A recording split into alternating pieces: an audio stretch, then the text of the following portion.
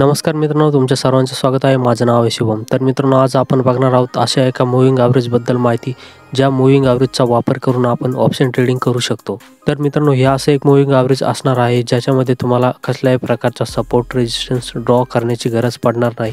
फक्त तुम्ही एक मूव्हिंग ॲव्हरेजच्या बेस स्ट्रॅटर्जीवरती ऑप्शन ट्रेडिंग करू शकता. तर मित्रांनो, कशाप्रकारे हे मूव्हिंग ॲव्हरेज वर्क करतं, कोणत्या टाईम फ्रेममध्ये वापरायचं आहे, कशा प्रकारे यूज करायचा आहे, या व्हिडिओमध्ये आपण बघणार आहे. त्यासाठी हा व्हिडिओ शेवटपर्यंत पहा आणि आपल्या यूट्यूब चॅनलला सबस्क्राईब करा. चला तर मग व्हिडिओला सुरुवात करूया. तर मित्रांनो, हे मूव्हिंग ॲव्हरेज वापरण्यासाठी तुमच्याकडे PC किंवा लॅपटॉप असेल तर त्यामध्ये एकदम व्यवस्थित चार्ट दिसू शकतो. मूव्हिंग ॲव्हरेज स्ट्रॅटर्जी आहे ती मी मोबाईलवरती दाखवणार आहे. त्यासाठी मी धन ॲप्लिकेशन यूज करत आहे. तुम्हाला जर धनचं डेमिट अकाउंट ओपन करायचं असेल तर त्याची लिंक मी डिस्क्रिप्शनमध्ये दिलेली आहे. तर धन ॲप्लिकेशन आता आपण ओपन करून घेऊया. तर मित्रांनो, ज्या इंडेक्समध्ये तुम्हाला ऑप्शन ट्रेडिंग करायची आहे त्या इंडेक्सचा तुम्हाला ऑप्शन चेन ओपन करून घ्यायची आहे. ऑप्शन चेन ओपन केल्याच्या नंतर मित्रांनो, इथे पाहू शकता निफ्टी बँकची मी ऑप्शन चेन ओपन केलेली आहे. तर मित्रांनो, मूव्हिंग ॲव्हरेजच्या जर स्ट्रॅटर्जीवरती तुम्हाला ऑप्शन ट्रेडिंग करायची असेल तर तुम्हाला कॉल साईडचा आणि पुट साईडचा ॲट द मनी आणि इन द मनी या दोन्हीच ऑप्शनवरती ट्रेड करता येणार आहे मूव्हिंग ॲव्हरेजच्या स्ट्रॅटर्जीवरती. जर तुम्ही आउट ऑफ द मनी घेतला तर त्यामध्ये हे मूव्हिंग ॲव्हरेज वर्क करत नाही. त्यासाठी तुम्हाला ॲट द मनी आणि इन द मनीवरतीच ट्राय करायचं आहे. तर मित्रांनो, इथे बँक निफ्टीचा जे इंडेक्स आहे त्यामध्ये मी 43,47,300चा जो ऑप्शन आहे त्यावरती ॲट द मनीचा चार्ट ओपन करून घेतो. तर मित्रांनो, हे मूव्हिंग ॲव्हरेज वापरण्यासाठी सगळ्यात अगोदर तुम्हाला चार्टचा जो टाईम फ्रेम आहे तो 5 मिनिटचा टाईम फ्रेममध्ये वापरायचा आहे. 5 मिनिटचा टाईम फ्रेम सिलेक्ट केल्याच्यानंतर इंडिकेटर जे ऑप्शन दिसतं यावरती क्लिक करायचं आहे आणि तुम्हाला इथे सर्च करायचं आहे SMA.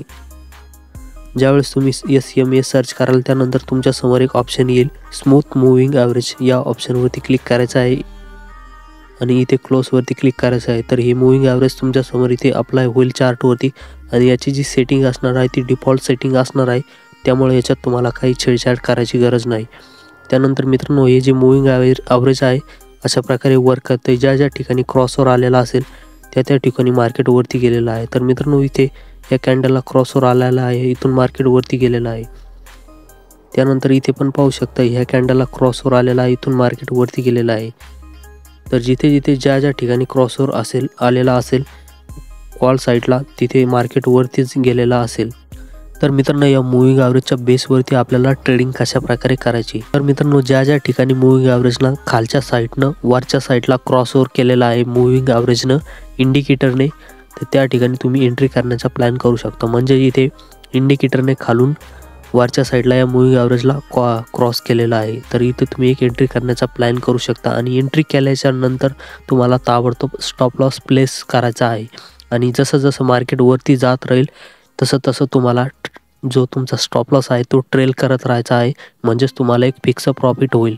आणि जिथे जिथे खालच्या साईडला अशा प्रकारे क्रॉसओव्हर आहे, वरून मार्केट खाली क्रॉसओव्हर करेल किंवा तो प्रीमियम क्रॉस करेल, वरून वरच्या बाजूने खालच्या साईडला क्रॉसओव्हर करेल मूव्हिंग ॲव्हरेजला, तर त्या ठिकाणी तुम्हाला एंट्री करायची नाही. कारण तुम्ही इथे पाहू शकता मार्केटने इथे वरच्या बाजूने खालच्या साईडला क्रॉसओव्हर केलेला आहे आणि इथे प्रीमियम पूर्ण खाली पडलेला आहे. तर इथे तुमचे चान्स असेल लॉस होण्याचे.